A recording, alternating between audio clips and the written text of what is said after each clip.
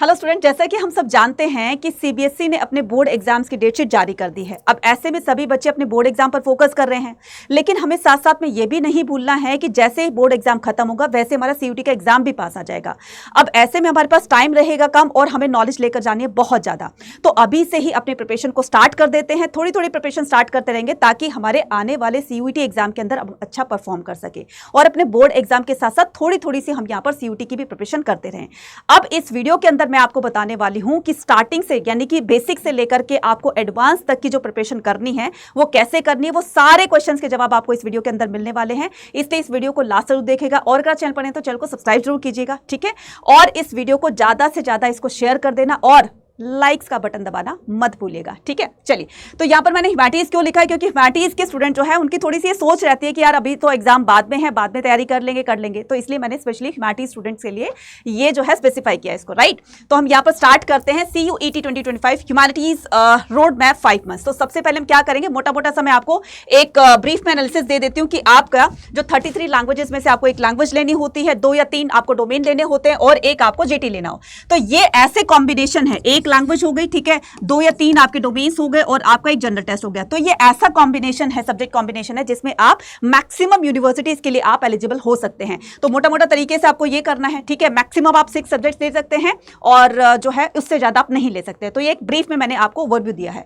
अब यहां पर हम स्टार्ट करते हैं कि प्रिपरेशन को कैसे हम बेसिक से स्टार्ट करेंगे। तो सबसे पहले मैं आपको बता देना, 3 फेज के अंदर हम इस पूरे के पूरे कंसेप्ट को समझने वाले हैं कि कैसे हम प्रिपरेशन करेंगे। तो हमारा फर्स्ट फेज होगा हमारा इनिशियल फेज की स्टार्टिंग में आपको बेसिक से कैसे स्टार्ट करना है।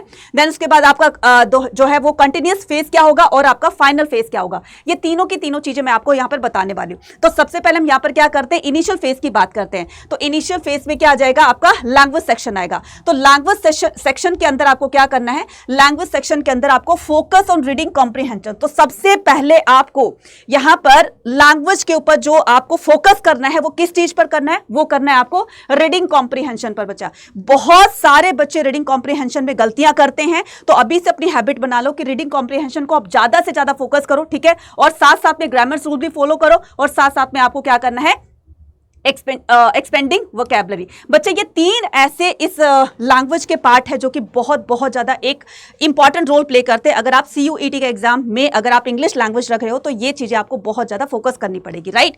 उसके बाद अगर मैं बात करती हूँ किसकी, डोमेन सब्जेक्ट की, तो डोमेन सब्जेक्ट का इनिशियल फेज आपको कैसे स्टार्ट करना है, clear concept and the practice question aligned with the CUET preparation from NCERT book और ऑनलाइन रिसोर्सेज। कहने का मतलब ये कि आपको स्टार्टिंग से ही कैसे करना है कि क्लियर हर एक चैप्टर का हर एक टॉपिक को क्लियर करना है, कंसेप्ट को क्लियर करना है।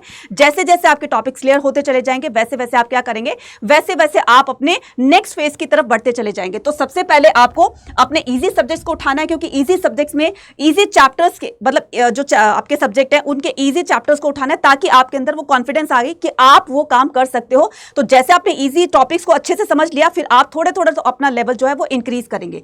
तो इसके लिए आप क्या कर सकते हो, इसके लिए आप ऑनलाइन रिसोर्सेज जिसमें आपका टाइम भी सेव होगा और साथ साथ में आपको सारे कंसेप्ट भी क्लियर हो जाएंगे।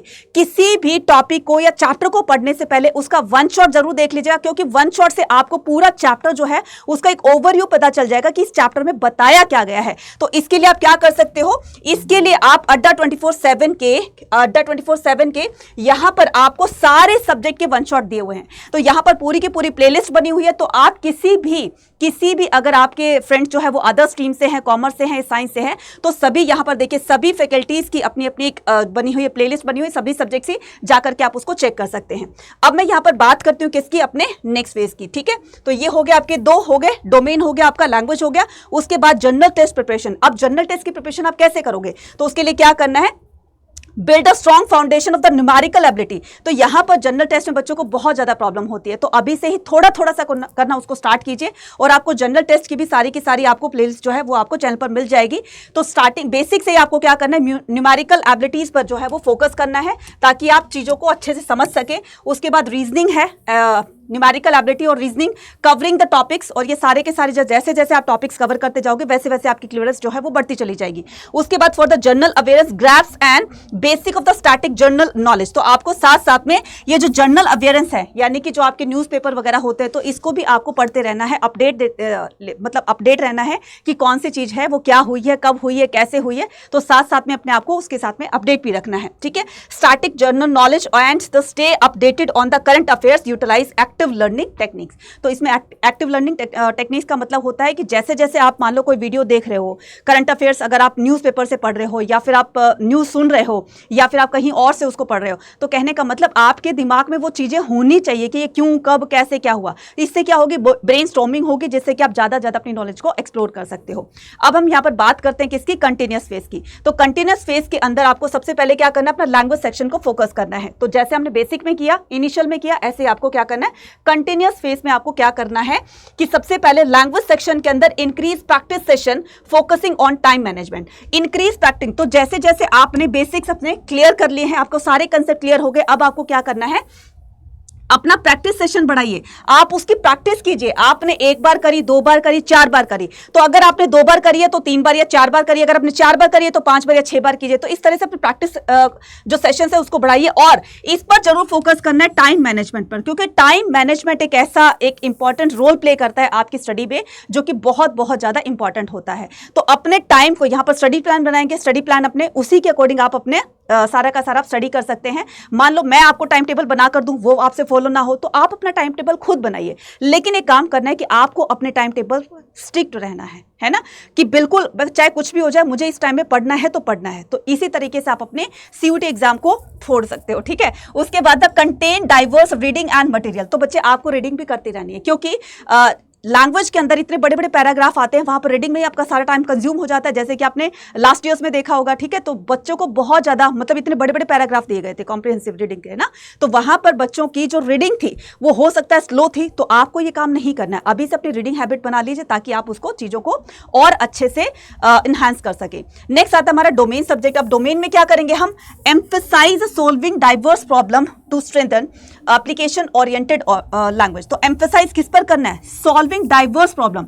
एक क्वेश्चन को आप कितने तरीके से सॉल्व कर सकते हो, अलग अलग अप्रोच होती है, तो जो अप्रोच आपको सबसे अच्छी तरीके से और क्विकली आप जिसको लगा करके आप क्वेश्चन को सॉल्व कर सकते हो, उस तरह के अप्रोच को आप जो है वो डेली डेली अपने क्वेश्चंस के थ्रू लगाएंगे। जिससे क्या होगा, जिससे आपकी नॉलेज भी एक्सप्लोर होगी और चीजों को यानी कि क्वेश्चन को क्विकली आप उसको सॉल्व भी कर सकोगे, स्पीड और एक्यूरेसी भी बढ़ती जाएगी, राइट। उसके अलावा जनरल टेस्ट है। अब जनरल टेस्ट में कंटिन्यूअस फेज में आप क्या करोगे, टाइम मैनेजमेंट यहां पर भी फोकस करना है। आपने अगर डेली सुबह आपने 5 या 10 मिनट न्यूज़पेपर पढ़ना है तो मतलब पढ़ना ही है, ठीक है। उसके बाद अगर आपने क्वांट है, रीजनिंग है, अगर आपने उसका एक टॉपिक आज क्लियर करना है तो करना ही है हर हाल के अंदर, ठीक है।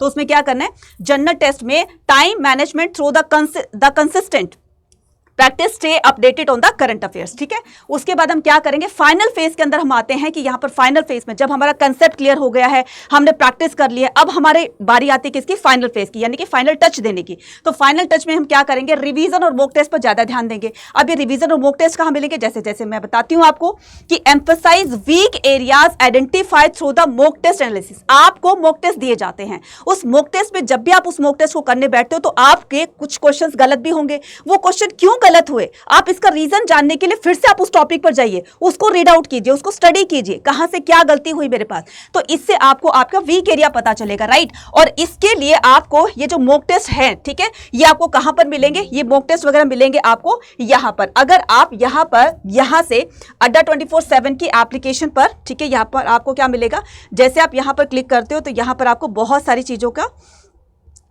ये ऑल कोर्सेज पर गए, ठीक है। जैसे आप ऑल कोर्सेज पर जाओगे तो यहां पर आपको सारे के सारे टेस्ट आपको दिखाई देंगे। ये देखिए नीचे आइए और यहां पर आपको प्राइम टेस्ट मिलेगा, है ना, जो कि आपको कहां पर मिलेगा, आपको यहां पर मिलेगा, राइट। एक सेकेंड रुकिएगा, ठीक है। सभी टेस्ट आपको यहां पर मिल जाएंगे। ऑल कोर्सेज पर जाना है, जैसे आप ऑल कोर्सेज पर जाएंगे, यूजी पीजी एंट्रेंस एग्जाम पे क्लिक करेंगे, यहां पर यूजी पे क्लिक करेंगे, आर्ट्स के हो, कॉमर्स के हो, साइंस के हो, सभी के लिए, ठीक है। तो यहां पर देखो टेस्ट सीरीज दी हुई है, तो यहां पर भी आप क्या कर सकते हो, टेस्ट सीरीज से कोई भी टेक्स्ट जो है वो आप क्या कर सकते हैं, आप यहां से बाय कर सकते हैं। अब हम आते हैं अपने नेक्स्ट टॉपिक पर, जो कि क्या है हमारा नेक्स्ट टॉपिक पर आते हैं। नेक्स्ट टॉपिक क्या है कि एम्फसाइज तो कर लिया आपने, ठीक है। उसके बाद engage in at least 20 mock test for each subject to stimulate exam condition. आपको पर सब्जेक्ट कम से कम आपको 20 मॉक टेस्ट लगाने ही लगाने हैं, जिससे क्या होगा, आप जितनी अच्छी प्रैक्टिस करेंगे उतनी ही आपकी नॉलेज भी बढ़ेगी और साथ साथ में आपके अंदर कॉन्फिडेंस भी आएगा। तो मैंने क्या कहा, पर सब्जेक्ट, मैंने ये नहीं कहा कि पर चैप्टर, आपको पर सब्जेक्ट 20 जो है मॉक टेस्ट लगाने ही लगाने, और सारे के सारे मॉक टेस्ट आपको अड्डा 24/7 की ऐप पर मिल जाएंगे, राइट। उसके बाद क्या करना है, उसके बाद analyse performance and refined time management. फिर से आ गए टाइम मैनेजमेंट, जो कि आपको बहुत बहुत इस पर ध्यान देना है कि एनालाइज परफॉर्मेंस। अब आप अपनी परफॉर्मेंस को चेक कीजिए कि आपने स्टार्टिंग से जो थे आप, अब आपके अंदर कितनी इंप्रूवमेंट हुई है, और अगर इंप्रूवमेंट हुई है तो इससे तो अच्छी बात हो ही नहीं सकती है। तो अगर कहीं पर भी थोड़ी बहुत आपको कमी लग रही है तो फिर से उसको इंप्रोवाइज कीजिए, है ना। तो इस तरीके से आप अपने सीयूटी एग्जाम की तैयारी जो है वो सीयूटी के एग्जाम तक के आने तक आप बहुत बहुत अच्छी कर सकते हैं। तो ये कुछ ऐसे टिप्स थे जिसमें कि आप अपने सीयूटी 2025 के प्रिपरेशन बहुत बहुत अच्छे तरीके से कर सकते हो। और इसके अलावा अगर आप हमारे से प्रिपरेशन करना चाहते हैं कि सीयूटी अड्डा 24/7 अपनी प्रिपरेशन के लिए टीचर्स जो है वो अपने बच्चों को किस डेडिकेशन के साथ पढ़ाते हैं और कितना अच्छा पढ़ाते हैं, जिससे लाखों बच्चे जो है, मतलब बहुत सारे बच्चे जो है वो 100% बने। अगर आपका भी सपना है 100% बनने का, सीयूटी प्लस बोर्ड एग्जाम में अच्छा स्कोर करने का, तो आप महापैक ज्वाइन कर सकते हो। और अभी महापैक पर भी क्या मिल रहा है, महापैक पर अभी डिस्काउंट ऑफर चल रहा है। तो महापैक पर डिस्काउंट ऑफर पाने के लिए Y489 कूपन कोड यूज कर सकते हैं, जिसमें आप अपने बोर्ड एग्जाम की भी टेंशन खत्म कर सकते हो, साथ साथ में अपनी सीयूटी एग्जाम की भी, ठीक है। यहां पर आपको सभी कुछ दिया जाएगा, mock test, PDF, recorded video, live session, सब कुछ आपको इसके अंदर मिलेगा, राइट। इसके अलावा ये आपकी मंजिल प्रो है, ठीक है। मंजिल प्रो में भी आप क्या कर सकते हो, सारे सब्जेक्ट की आपको यहाँ पर रिकॉर्डेड वीडियोस की फॉर्म में आपको हर चैप्टर को बहुत ही अच्छे तरीके से वन शॉट में समझाएगा, साथ में आपको क्वेश्चन की प्रैक्टिस भी बताएगी। अब जो मैं आपको दिखा रही थी कि बच्चे आपको मॉक टेस्ट कहाँ पर मिलने, न सिर्फ आपके लिए बल्कि आपके भाई बहन जो अदर गवर्नमेंट जो एग्जाम्स है उनकी तैयारी कर रहे हैं, तो उनके लिए भी यहाँ पर मॉक टेस्ट दिए गए हैं। ये आपको ऐप पर ही मिलेगा अड्डा 24/7 की। तो ये है आपका टेस्ट प्राइम, जिसमें आप सभी एग्जाम्स, जितने भी गवर्नमेंट एग्जाम है, एसएससी, बैंकिंग वगैरह, सब के लिए यहाँ पर मॉक टेस्ट दिए। कहने का मतलब ये ₹299 के अंदर है। तो इसमें डिस्काउंट कूपन जब ये लगाएंगे, कूपन कोड लगाएंगे, ये और भी ज़्यादा आपको डिस्काउंट होकर के मिलेगा, जिससे ना सिर्फ आप बल्कि आपके भाई बहन, आपके रिलेटिव्स भी इससे प्रिपरेशन कर सकेंगे मॉक टेस्ट के थ्रू। ये है हमारा रिसेंट बैच जो भी चल रहा है, ठीक है।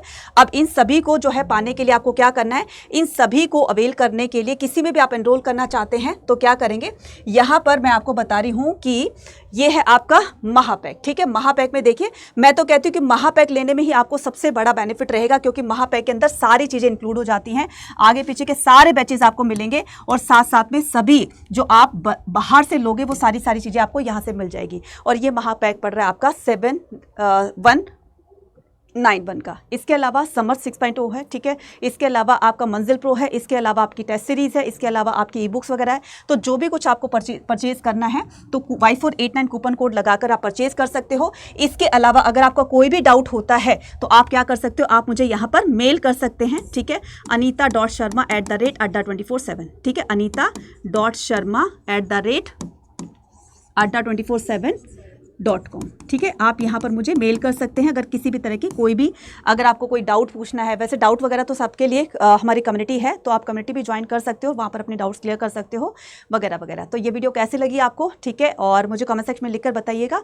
Thank you very much. मिलते हैं अपनी नेक्स्ट अच्छी सी वीडियो के साथ में। Till then take care, bye bye to everyone.